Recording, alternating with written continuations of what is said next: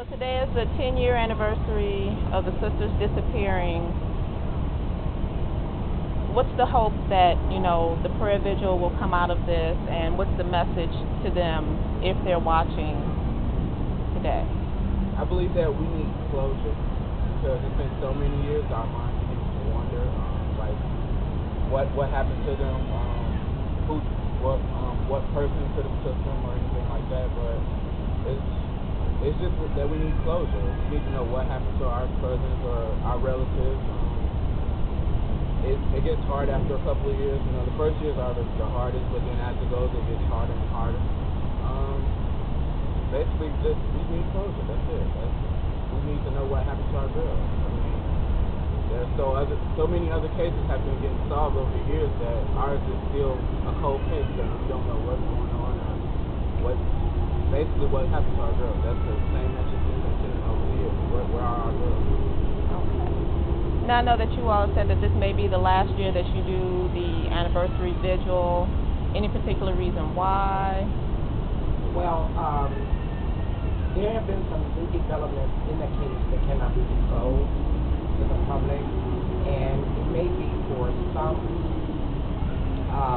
safety reasons that can't be disclosed that I think maybe we should go private more so than public. Now, that doesn't mean that we will not be fervently still searching for them, but since I'm more in close contact with the developments of the case, I have reasons to believe that soon someone will probably be arrested.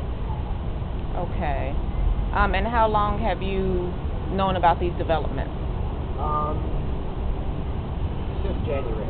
Since January. Since January. Okay. And you've, I'm sure, discussed, some of this with your family. Is it a great feeling of hope? Is it cautiously optimistic about it? Well, I can be optimistic about it, but then when you're given the fact that it has been 10 years, a lot of people would probably think 10 years has been a long time, just like my nephew was explaining. But for me, personally, it still feels like yesterday. So I have to remain as vigilant concerning the search for them, but at the same time, I have to maintain the integrity of the investigation. And again, since I've been more in close contact with the private investigators and the cold case unit, I have reasons to believe that maybe a more private approach should take place at this time. But I think we're still undecided as to whether or not if we should actually go private, because we wouldn't want to miss an opportunity to get the word out about them, while at the same time, someone hold this information and feel uncomfortable with bringing it forth because of, the overwhelming media support. Okay. And they would be 13 and 20 pretty much at this point. If they were walking down the street or riding past in a car, standing on a bus stop, would you know them? Would you say, oh, that's definitely Diamond, that's definitely Tionda? Well, there had been a possible with the, over the years, like, for example, with the MySpace girl, I strongly have believed that it could have been her based upon some facial characteristics. But again, we were not able to obtain a DNA or to totally rule her out as far as the family's knowledge, but the FBI reassured us that it was not her. I believe that we would know her, well, Tionda specifically, because she's older and there's a kindred spirit. You would know your own. Okay. Okay. Now, as far as any rewards, I know that there's been published reports that the reward for information about the girls has been like $30,000. Has that changed? No, that $30,000 will remain there and possibly increase. That has not dissolved or anything, and there still is a $30,000 reward for any information leading to the whereabouts of Tionda and Diamond.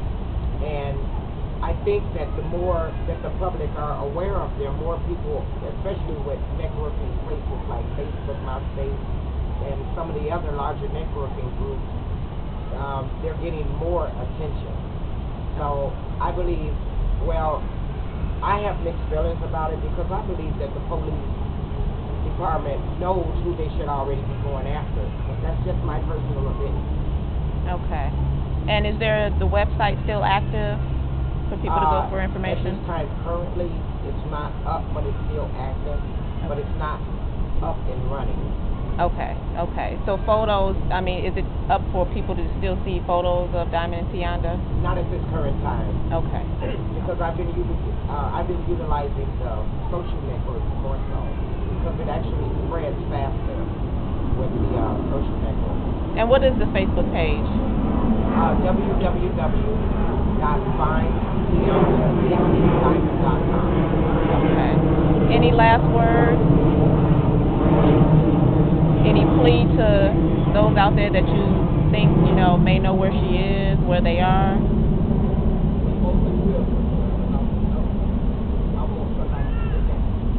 Look at the note that she allegedly left that night? Okay. Right. Telephone call. Yeah, and the voice message.